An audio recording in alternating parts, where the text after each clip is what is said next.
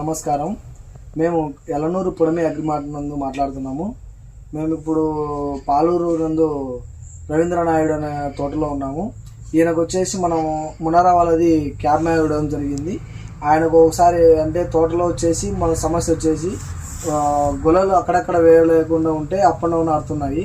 తర్వాత ఇది వడడం వల్ల కాయ లెంత్ కానీ షైనింగ్ కానీ బాగా జరగడం జరిగింది. తర్వాత దీంట్లో కాల్షియము, మెగ్నీషియము, బోరాన్ ఇట్లా 3 రకాల పోషకాలు ఉండడం వల్ల ఈ విధంగా కాయ లెంత్ కానీ షైనింగ్ కానీ రావడం జరిగింది. తర్వాత అట్లే మేము చెప్పుకున్నాం కనుక ఆ రవీంద్రనాయుడు అనే రైతు ద్వారా మనం చెప్తాం, మాటలోనే ఉందాం. అన్న, మీరు ఎన్ని రోజుల తర్వాత నుంచి వదలడం జరిగింది? స్టార్ట్ అయినా వదిలినాను. ఇది వదలడం వల్ల మీకు ఏమన్నా యూజ్ బాగానే ఉంది? కాయ లెంత్ వచ్చింది, షైనింగ్ వచ్చింది, అన్ని ఒకటే లెవెల్ కొట్టాయంతా. తోట అయితే బాగుంది ఇప్పటికి. తర్వాత మీరు దీని గురించి ఏమన్నా చెప్పాలనుకున్నాను బాగా రైతులకి అయితే ఇది ఇచ్చేనే మేలే అంటుంది. నేను చూసినా కాబట్టి ఇంతకుముందు అయితే ఇప్పుడు ఈ సంవత్సరం ఇచ్చినాము, బాగుంది. తర్వాత మీరు దీని కనుక ఇంకోసారి వదిలితే దీనివల్ల ఇంకా మీకు బెనిఫిట్ బాగుంటుందన్న.